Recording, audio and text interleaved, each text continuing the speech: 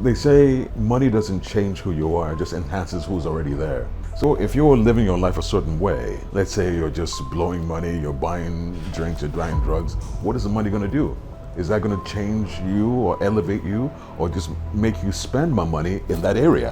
Why the reparations? That's my question. Well, what is it going to do? Or you believe that Europe and America should do more for Africa? Well, in what way?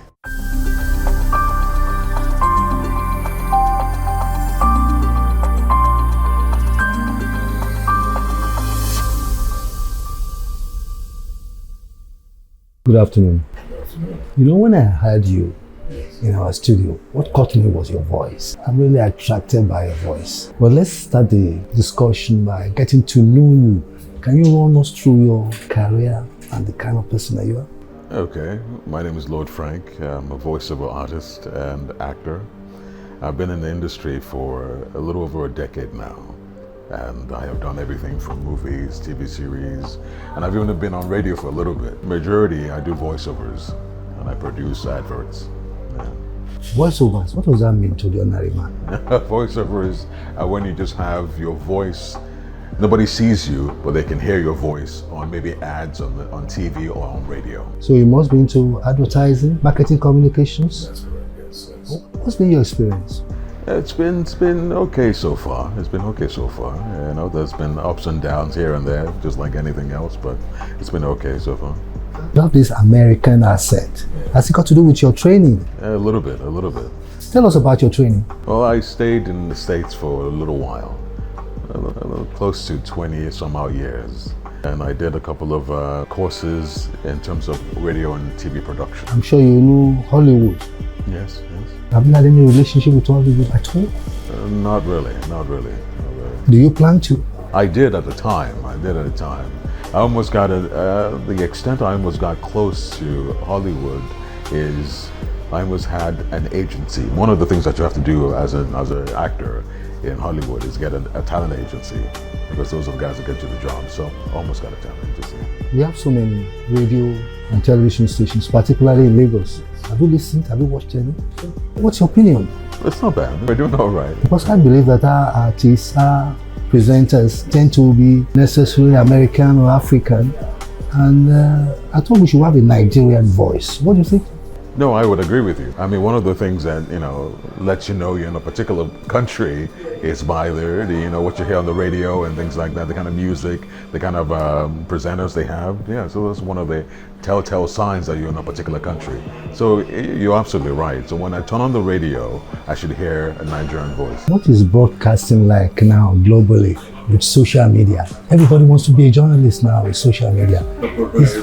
And it's affecting broadcasters. Right, you're absolutely right. What's the way out? That's a good question. I don't know if I have the answer for that. But unfortunately, attention is currency nowadays. And whoever gets to present first, gets the amount of views.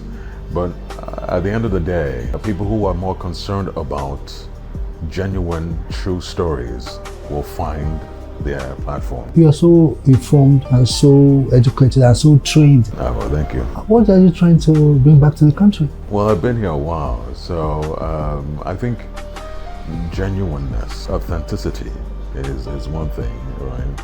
I believe strongly, and that's what I was telling someone earlier, I believe strongly that no matter what you want to show the world, the most important thing is the vehicle that you're using to present it to the world. We could be as Nigerian as we want to be, but the production value has to be as quality as anything, was what everybody's used to. Let's talk about branding. Okay. Seems like everybody wants to brand. Yes. Is it the right way to go about it? Or do you use the media? What has branding got to do with it? Or I believe branding sells, If you believe you have something unique, something that nobody else has, brand it, brand it, because that comes with a whole lot of things. I think people look at you different when you have a brand. Now we're talking about climate change. Yes. In this part of the world, we seem to be far behind. What do you think the media in this part of the world should be doing as regards climate change, sustainability?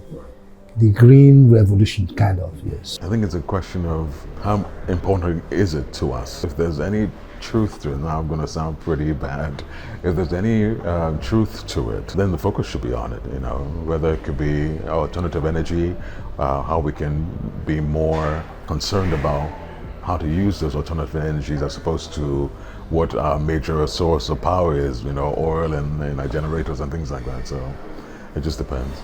We have so many festivals in Nigeria. In Lagos, we've just done Eyo. We have Ofala, we have Agogo. Do you have suggestions on how we can market and monetize it for economic development? Like, we could build stories around these festivals, you know, they can be the core of our filmmakings or our music, you know, the way that people will be so fascinated about it. By itself, it's doing pretty good. You know, people are already coming from all over the world to come and enjoy these festivals, but I think we can do more.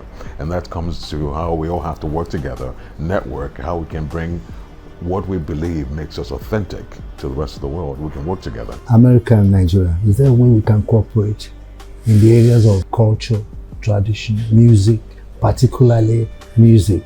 Because our musicians are making hay everywhere now. Is there a way the American government or the American people itself can rally around and have a kind of interrelationship? Well, I don't know, I can't speak on that particularly, but I think they're collaborating okay. I think they're doing well. Burna Boy is making music with different people, you know, Wizkid and, you know, Rema.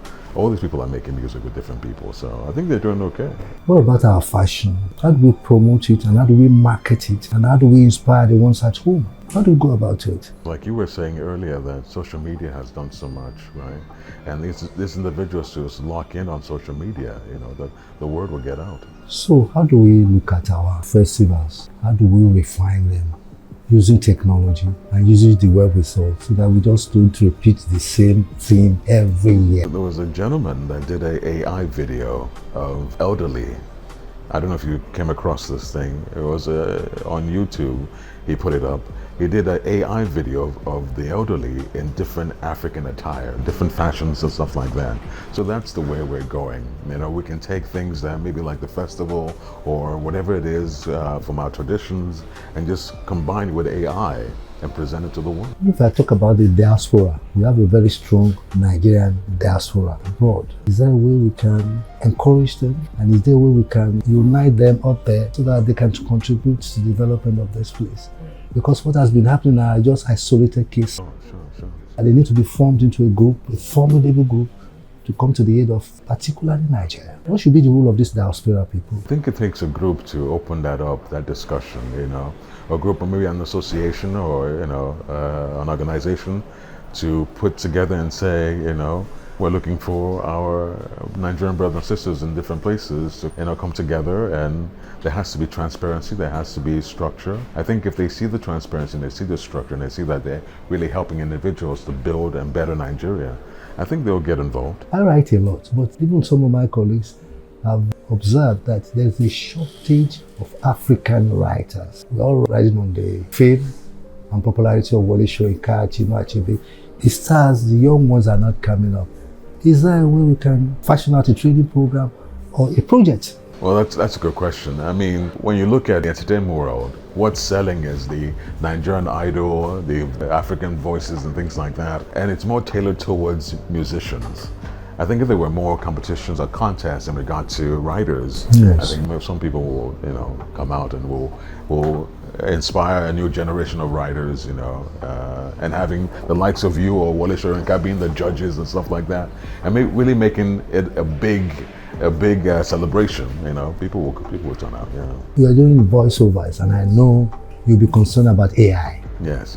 I'm not fascinated by AI. Okay. Because I think it will kill creativity. Sure. So how will AI affect your business and my business? It really depends on who you're talking to.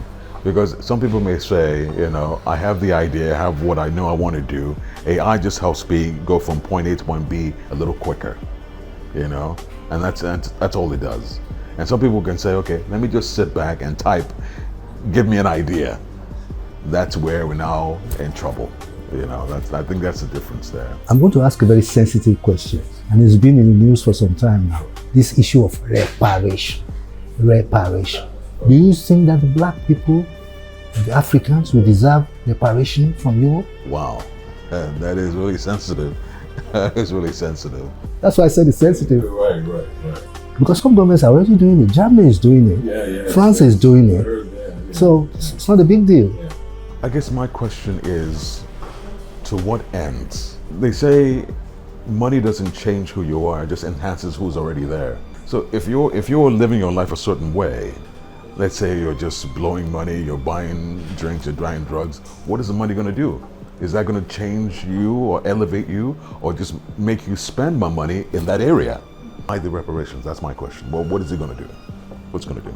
Because there's so many individuals that are excelling, even way before we even talk about this day and age. Back then, a long time ago, there was a place called Black Wall Street in New York. I think it's in New York. That it was ran by all black Americans, and it was doing quite well, until they got messed up. But the point I'm trying to make is, what is the goal of the reparations? What is really the goal? But you believe that Europe and America should do more for Africa? Well, in what way? Technically, training, investment. Okay, I think it boils down to trust. Let's talk about politics a little bit. And you can't talk about politics without talking about democracy in Africa. What's your perception of the prevailing democratic atmosphere in Africa? Our leaders, our political leaders. Unfortunately, they say people deserve the leaders they get. What pool are these leaders coming from? And just being honest, what kind of people are we? If we're kind of people who have, a level of pride in our country, a level of trust, a level of integrity, then the leaders we choose will be different, I think. We have to start with ourselves. I'm a youth. I'm not a youth. But we have 70%, almost 60% of our population are youth. What do you think we should be doing with these guys? Some unemployed, some employed, some with some skills, but no support. What kind of support will you recommend? From individuals, from governments, and from established people like you? There's so many things that we can do with our youth. So many things. There are factories that can be built. There's farmland that can, that can be placed in. There's so many things that we can use. And that goes back to how much love we have for our country, how much love we have for our people. And like I said, it's just about pride. If you have that much pride in the motherland, then all our youths are ready to work. They're not lazy. At least we can't say they're lazy because we haven't given them the opportunity. We have to say, okay, to really see that, okay, you have an opportunity. Are you ready? Are you ready to work? We can't tell them. We can't say it because we haven't given them the opportunity. Finally, 5 years from now, what will Nigerian entertainment industry, music industry, what peak will it reach? How will you rate it in 5 years' time? Our entertainment industry, Hollywood, our musicians. We have lots that we have to offer. That's a very good question. So right now, music industry is doing quite well, very well, almost in terms of same level as music industry anywhere else. And Nollywood is getting really close. It's really, really getting close. So I think in 5 years, right, we'll have a lot of partnerships. We'll have a lot of more of our stuff being out there. If we just stay the course, the way we're going now, I think in 5 years we'll be revered around the world. Thank you very much. I'm grateful. Thank you.